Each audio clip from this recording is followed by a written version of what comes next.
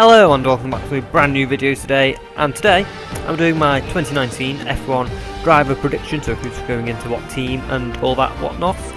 So let's just kick it off with Mercedes. Obviously no prediction there, it's Hamilton and Bottas both signed on. Bottas 1+1 year, so if he does well next year he'll get in the year after. Hamilton 2 years until 2020. And then, this is where it gets interesting, you move on to Ferrari.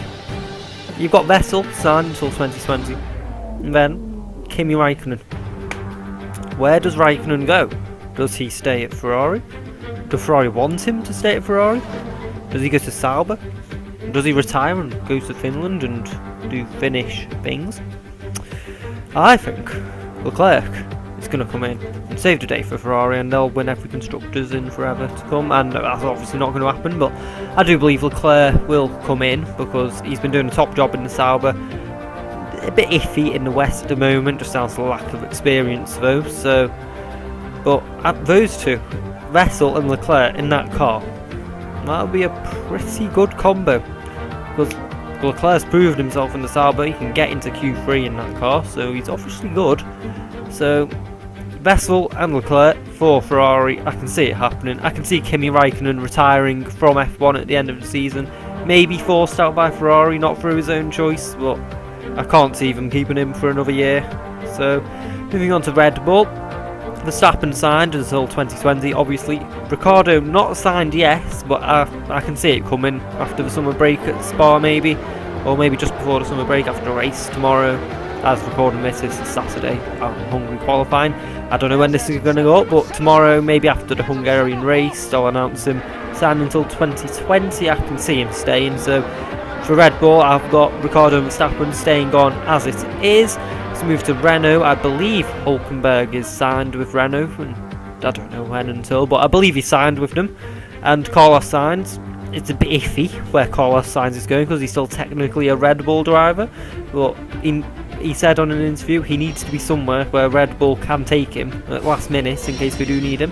So I think he's going to stay at Renault despite the whole McLaren, Renault and Red Bull split. I can see him staying there because it's stable.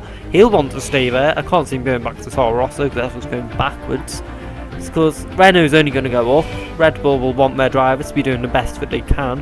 It just makes sense for him to stay at Renault where he can do the best. Renault probably going to be in podium contention soon in the next 2 years, so I can see him staying at Renault where it's the best he can do. Hülkenberg, it's just, he always does good enough, and then he does one amazing race and no one notices because something else will have happened. So yeah, Renault, they're going to stay the same. Force India gets interesting. They've recently gone into administration with Lawrence Stroll, looking like he's going to be the big saviour and save Force India from uncertain doom.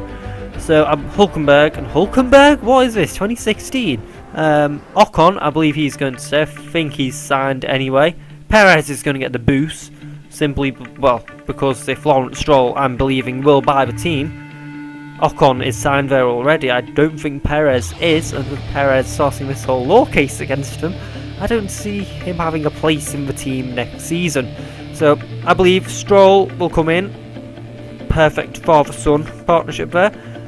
He's proved he can get podiums, so I think he'll be a good fit with Ocon. Ocon will be able to prove what he can do when the team actually have some money to spend and upgrade the car.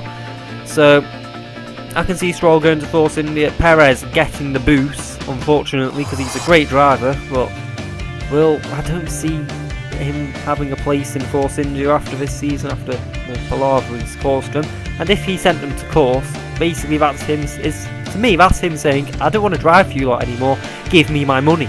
So I can see him leave. Well, he's going to have to leave F1 because he's not got no other place in my predictions list. So out you go, Sergio. I'm sorry, it's a Formula E or something. As we move on to Haas, Kevin Magnussen, he's signed, as I do think he is, but even if he isn't, he's going to get signed anyway because he's doing a top job this season so far, absolutely dragging that Haas up the grid when sometimes they're not as competitive. He'll get it in the points anyway.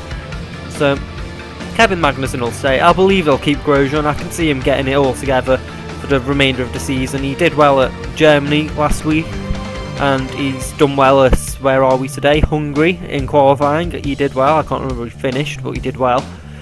So I believe they'll stay the same. Consistency for Haas, build up that momentum, and hopefully, I believe they can get 4th in constructors this year, but they'll want to maybe make the bridge to the top 3 a tiny bit closer, but who knows what is going to happen as of the gap to the top 3 next year. Will Renault get closer to the top 3? I don't know.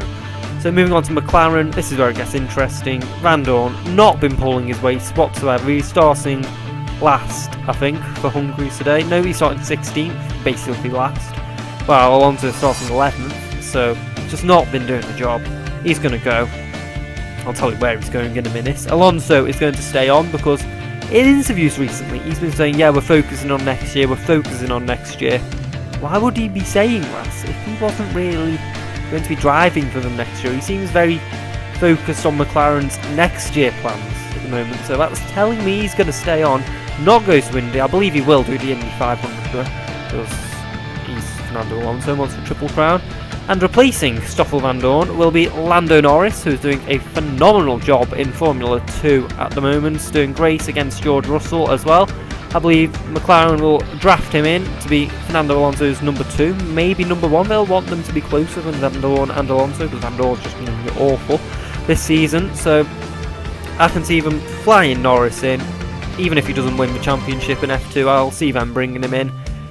Might take him a few races to get up to speed, but I can see him doing very well with McLaren up against Alonso. In my opinion, the best driver on the grid. As we move on to Sauber now, Ericsson obviously going to stay. His sponsor basically owns the team, and there I see Van Dorn going down into Sauber because for a team on the rise, I mean, they could beat McLaren this season in the constructors, so pretty much says it all. And I can see Van Dorn, he'll do well because he'll be better than Ericsson. Of course he's going to be better than Ericsson. If he isn't, oh dear, Van Dorn, just give up if he's not better than Ericsson. I mean, he was out-qualified by Ericsson today, so it's not looking good for Van Dorn. But I can see him going to Sauber, fresh start, away from the pressured environment of McLaren. Then moving on to Williams, Sergei Sorokin will stay on, then as Lance Stroll has gone to Force India. Mercedes are going to get involved because Williams this week said they're interested in having a more Haas-like relationship with with Ferrari, so they want a closer relationship with each other. They're going to buy gearboxes off them. So I can see George Russell, the Mercedes junior driver, being winged in, and because I can see him doing a slightly better job than Lance Stroll and definitely Sergei Sorokin, which is just